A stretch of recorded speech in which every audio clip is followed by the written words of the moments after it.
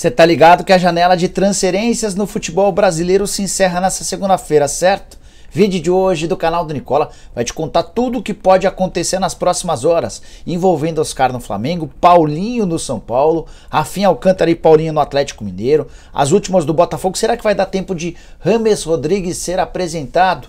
Te atualizo também sobre o Timão com a história de Michael e Ferreirinha. Enfim, você vai ficar super bem informado a partir de agora, não sem antes me apresentar. Sou Jorge Nicola, jornalista esportivo e dono desse canal no YouTube com mais de 1.200.000 inscritos, que tem a missão de deixar você super bem informado sobre as coisas do seu time do coração. Para não perder nada é bem simples, aperta o botãozinho vermelho de inscreva-se e ativa também as notificações, beleza? Bora começar contando que todo esse conteúdo tem um oferecimento de 1xBet, casa de apostas esportivas que sempre prepara as melhores cotações para você se dar super bem.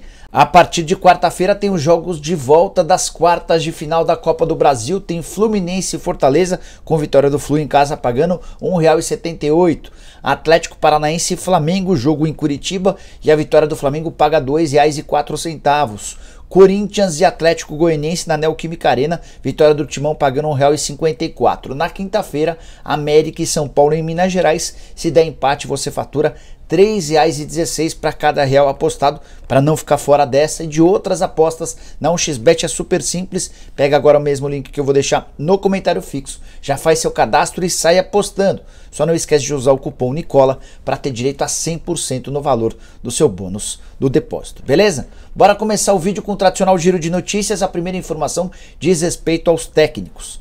Nesse domingo, 2 demissões, vou falar sobre elas daqui a pouquinho.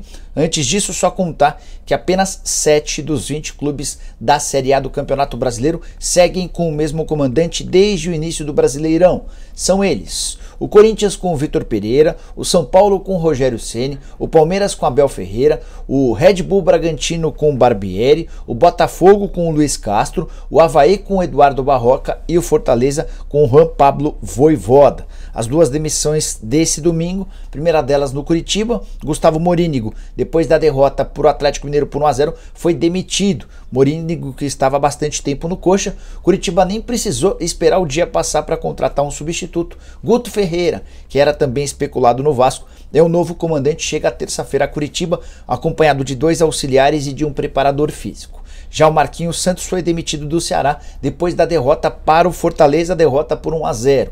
O Ceará ainda não se pronunciou a respeito de um novo comandante. Conversei antes de gravar esse vídeo com o presidente Robson de Castro e ele disse que ainda está sendo analisado o perfil de técnico que o Ceará quer para o restante da temporada.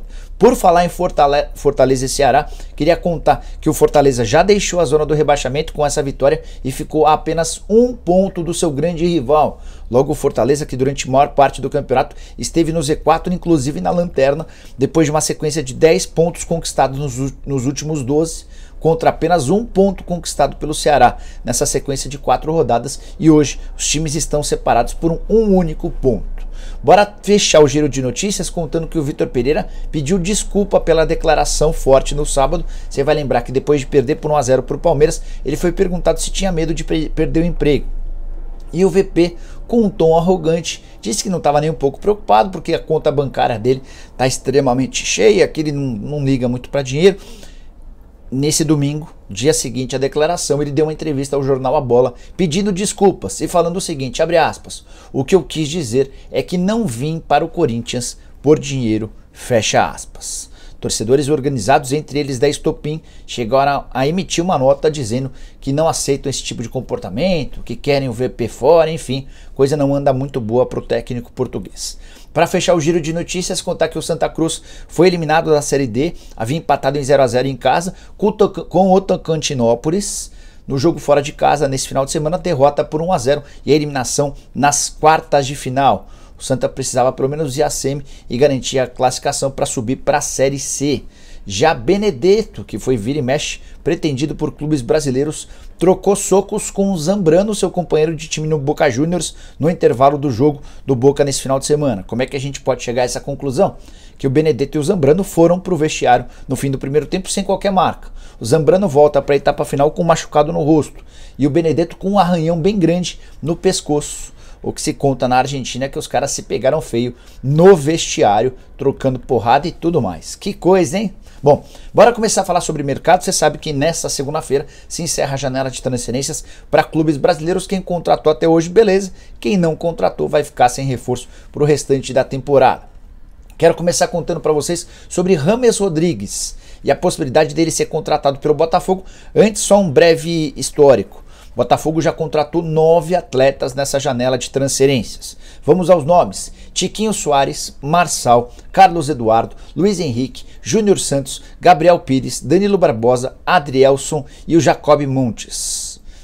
9 reforços, o Lucas Perry ainda é uma possibilidade e o Botafogo vê a chance de James Rodrigues ser contratado como a grande cereja do bolo, o cara que mudaria o patamar do time. 2, 3 dias atrás, a imprensa colombiana, onde nasceu o James Rodrigues, e a imprensa do Catar, onde o James tem contrato com o Al Rayyan, chegaram a afirmar que Botafogo e Al Rayyan já se acertaram em relação à compra do atleta. 5 milhões e 300 mil euros, que hoje equivalem a 57, ou melhor, a 27 milhões e 400 mil reais. O grande problema era chegar a um acordo entre o Botafogo e o James Rodrigues. O John Textor, dono do Botafogo, quem toca toda essa negociação de forma pessoal. O grande problema, além da questão financeira, é a falta de tempo. Como convencer o James a se acertar com o Botafogo hoje, levando em consideração que ele tem a pretensão de voltar para o futebol europeu? Mais do que isso, como é que você registra o atleta, rompe o contrato no Catar, enfim, são burocracias que tornam essa contratação extremamente difícil, mas as próximas horas vão responder se James será ou não reforço do Botafogo. Eu diria que a chance é pequena, mas o torcedor do Botafogo já assistiu a reviravoltas maiores. Bora falar agora sobre Internacional, com chance de vai e vem. Primeiro sobre o Arangues. No domingo circulou a notícia de que depois de uma longa negociação, o Bayer Leverkusen enfim topou liberar o volante chileno para que ele pudesse jogar no Internacional, um namoro de mais de 2 janelas. Só que sempre esbarrava na falta de vontade do Leverkusen em liberar o atleta. Arangues, que jogou durante o fim de semana, no sábado, fez gol na derrota. Ele foi titular e fez gol na derrota do Leverkusen, que não vive uma boa fase no campeonato alemão. Pois bem, com a liberação, imaginava-se que ele chegaria para virar reforço do Inter. Mas o presidente do Inter, o Alessandro Barcelos, antes do confronto do Inter, vitória por 3-0 contra o Fluminense no Beira-Rio, ele afirmou que não vai haver possibilidade de contratação do Arangues por causa da questão financeira. A eliminação contra o Melgar na Sul-Americana impediu a entrada de receitas e o Inter não se sente com capacidade para bancar os vencimentos do jogador. Confesso que me peguei de surpresa. O Inter há bastante tempo trabalha nos bastidores para conseguir a liberação do atleta. Quando consegue, desiste do jogador, enfim. Outra novidade importante no Inter, além dessa definição do Arangues que acontece nas próximas horas, a gente pode assistir ao Internacional perdendo o Edenilson, que é um dos seus principais jogadores há bastante tempo. O volante tem contrato longo e não deve ser negociado nessa segunda-feira, mas ele pode ir embora do clube até o fim desse mês. Os clubes sauditas, são pelo menos 2 clubes sauditas, já abriram conversas e prometeram proposta pelo Edenilson, que, ao que se sabe, tem alguns problemas de relacionamento com torcedores, mas tem um papel super importante nesse time do Mano Menezes. Se não contrata o Arangues e ainda perde o Edenilson, pode ser um baita problema para a reta final da temporada. E você, o que pensa a respeito dessa história? Tô curioso para saber a sua opinião, beleza? Bora falar agora sobre São Paulo e Paulinho. Aí você deve estar falando: de onde você está tirando isso, Nicola? Não estou tirando da minha cabeça, não. Jornais na Alemanha publicaram que o Paulinho pode fechar com o São Paulo. São Paulo e Atlético Mineiro seriam os pretendentes do Paulinho. A história do Atlético Mineiro já foi inclusive confirmada pelo Rodrigo Caetano, que é diretor executivo de futebol do Galo. Confesso que em relação a São Paulo não havia ouvido absolutamente nada. Fui checar com uma fonte minha dentro do Tricolor e o que eu ouvi é que o Paulinho foi um dos nomes cotados no início do mês. Quando o São Paulo ainda buscava atacantes de lado de campo, a ideia era fechar com 1 ou 2 jogadores com essa característica de velocidade, de drible e especialmente juventude. O Paulinho tem contrato só por mais uma temporada no Bayer Leverkusen, já deixou claro que quer deixar o time alemão e o Leverkusen tem pedido 5 milhões de euros para liberá-lo. O Paulinho já deixou claro também que preferiria continuar no futebol europeu e é isso que tem dificultado, além da questão financeira, um retorno ao Brasil. Sobre o São Paulo, que é o que você deve estar se perguntando, dirigente do São Paulo, que confirmou para mim que lá atrás houve uma sondagem e assegura que não existe a menor chance de o Paulinho ser contratado. O São Paulo já fechou seu ciclo de reforços com 5 contratações. Felipe Alves no gol, Ferrarese na zaga, Galopo pro meio, além de Naruel Bustos e Marcos Guilherme, 2 atacantes de lado de campo. O São Paulo não tem os 5 milhões de euros para investir na compra do Paulinho, nem a vaga, até porque já contratou 2 atacantes de lado. O tricolor vai com esse atual elenco, além dos reforços que eu citei, para disputar a reta final do Campeonato Brasileiro, da Copa do Brasil e também da Sul-Americana. A Copa do Brasil ainda depende da vaga contra o América, que vai ser disputada na quinta-feira. Para fechar o vídeo, ou para fechar a parte sobre o São Paulo, vale lembrar que o foco do tricolor hoje está em renovações de contrato.